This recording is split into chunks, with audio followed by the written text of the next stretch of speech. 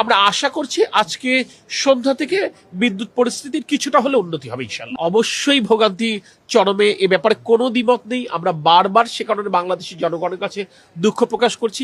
মোকাবেলার জন্য আমরা সর্বোচ্চ চেষ্টা করছি। আমরা কিন্তু গতকাল এটা কিন্তু পত্রপত্রিকায় লেখা হয়েছে যে সামিট টার্মিনালে যে কার্গোটা ওয়েট করছে বঙ্গোপসাগরের কিন্তু রাফ থাকবার কারণে সামিট টার্মিনালে সে কার্গোটা কিন্তু রিলিজ হতে পারছে না।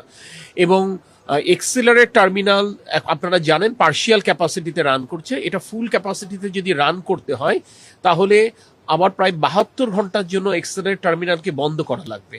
It's the biggest challenge. এই সিদ্ধান্তটা নেওয়াটা কিন্তু খুব কঠিন একটি সিদ্ধান্ত। আমরা তাদের সাথে কথা বলছি। আজকে দুপুর 3টায়ও তাদের ঊর্ধ্বতন কর্তৃপক্ষ আমার সাথে বৈঠক করতে আসবে। আমরা কোন সময় এই কাজটা করলে সবচেয়ে কম জনদুর্ভোগ হতে পারে সেই ব্যাপারটা একটা সিদ্ধান্ত নেবার প্রশ্ন। আমরা ব্যবসায়ীদের সাথে কথা বলছি, সরকারের একটি সিদ্ধান্ত প্রশ্ন আছে।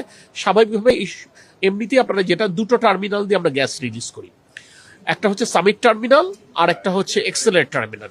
তাহলে এক্সেলারেট টার্মিনালে এমনিতে 50% ক্যাপাসিটিতে রান করছে ডিউ টু বয়লার ফল্টেজ, আপনারা জানেন। ফুল ক্যাপাসিটি আমরা রান করতে পারছি না।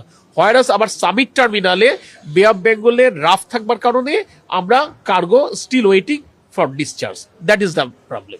অবশ্যই ভোগান্তি চরমে, এ ব্যাপারে কোনো দ্বিমত নেই। আমরা বারবার সে কারণে বাংলাদেশের জনগণের কাছে দুঃখ প্রকাশ করছি। প্রাকৃতিক দুর্যোগের কাছে তো আমাদের কারোরই কিছু করবার নেই। আমরা তো এটা অসহায়, আত্মসমর্পণ করতে প্রকৃতির কাছে। প্রকৃতি স্বাভাবিক হলে ইনশাল্লাহ আমরা এই গ্যাসটা ডিসচার্জ করতে পারবো এবং সেক্ষেত্রে গ্যাস সাপ্লাই স্বাভাবিক হবে, কিছু না হলো। এই সিদ্ধান্তটা আমরা নিইনি তো এখনো, এটা এখনো তো নিইনি। এটা তো গ্যাস যদি আপনি পর্যাপ্ত সাপ্লাই না করতে পারেন তাহলে বিদ্যুতের সংকট হবে, পাওয়ার প্ল্যান্টটা না দিতে পারে।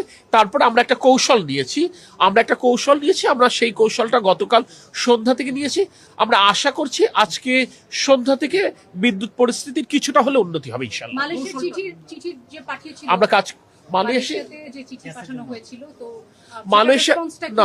মালয়েশিয়ার চিঠি শুধু না, মালয়েশিয়ার চিঠি পাঠানোর পরে মালয়েশিয়ার সাথে আমি এবং আমাদের মন্ত্রী মহোদয় ভার্চুয়াল মিটিং করেছি।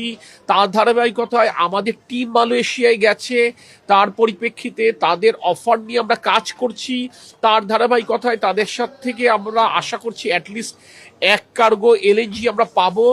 আইএসও ট্যাঙ্কের মাধ্যমে যদি এলএনজি আনতে হয় এটি একটি প্রক্রিয়ার ব্যাপার আছে, কারণ আপনারা জানেন আইএসও ট্যাঙ্ক এটা অ্যাভেলেবেল না মার্কেট থেকে। এটা একটা মধ্যমেয়াদী একটা সমাধানের একটা ব্যাপার, সেটা নিয়ে আমরা কাজ করছি। বিকল্প কি চিন্তা করছেন? বিকল্প মানে সবচেয়ে সহজ বিকল্পগুলো নিয়ে কি কাজ করছেন এখন? আমাদের হাতে যতগুলো বিকল্প ছিল আমরা সকল বিকল্প নিয়ে কাজ করছি। আপনারা দেখেছেন গতকাল ঢাকা ক্লাবে যে সেমিনার হয়েছে সেখানে বিশেষজ্ঞরা ছিল, মতামিম ছিলেন, ডক্টর এজাজ ছিলেন, শামসুল হক ছিলেন, তারা বিশেষজ্ঞ মত দিয়েছেন। আমরা ব্যবসায়ীদের সাথে কথা বলছি, তাদের কোনো বুদ্ধি আছে কিনা, তাদের কোনো পরামর্শ আছে কিনা আমরা জানতে চাচ্ছি।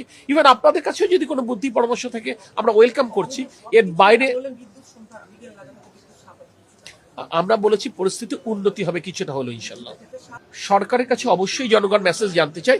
মেসেজ দেবার মতো জায়গায় যদি আমি থাকতাম অবশ্যই আমি দিতাম। শুধু আমি আপনাকে এটুকু বলবো, জনদুর্ভোগকে বিবেচনায় নিয়ে আমরা প্রাণান্তকর চেষ্টা করছি। এটা আমার ধারণা জনগণ বোঝেন, আপনারাও বোঝেন। আমাদের চেষ্টার ন্যূনতম কোনো ত্রুটি নেই। আমি টাইম টু টাইম আমার কাছে তথ্য আসা মাত্রই আমি দেবার চেষ্টা করব। আমি আপনাদেরকে এটুকুই বলতে পারি যে প্রকৃতির হাতে আমাদের কিছু কোনো হাত নেই। প্রকৃতির সাথে আপনি আমি যুদ্ধ করে টিকে থাকতে পারি, কিন্তু একটি সময় আমাকে আত্মসমর্পণই করতে হয়, যেটা আমরা পারছি না। সামিট টার্মিনালে সেখানে আমরা এলএনজি ডিসচার্জ করতে পারছি না। এবং আমরা যেটা বললাম যে অ্যাক্সিডেন্ট ইজ অ্যাক্সিডেন্ট, সে কারণে এক্সেলারেট টার্মিনাল থেকে আমরা এখনো ফুল ক্যাপাসিটিতে কাজ করতে পারছি না। দেশীয় উৎপাদন রাতারাতি বাড়ানো সম্ভব না, এটা আপনারা জানেন, একটা দীর্ঘমেয়াদী একটা ব্যাপার। আজকে আপনারা ইউএস বাংলাদেশ চেম্বার এসেছিল, আমরা তাদের কাছেও তো এলএনজি সাপ্লাইয়ের ক্ষেত্রে আমরা তাদের কাছে কোঅপারেশন সিক করেছি। তো সরকার এগুলো কাজ করছে। দেখেন, যখন ভুল নীতি আপনি গ্রহণ করবেন একটি সময় তার মাসুল দিতে হবে। বিগত সরকারগুলো কোনো মধ্যমেয়াদী, কোনো দীর্ঘমেয়াদী কোনো সমাধান সূত্র খোঁজেননি, তাৎক্ষণিক সমাধানের পথে গেছেন বলে আজকে হঠাৎ করে একটি সংকট হয়েছে।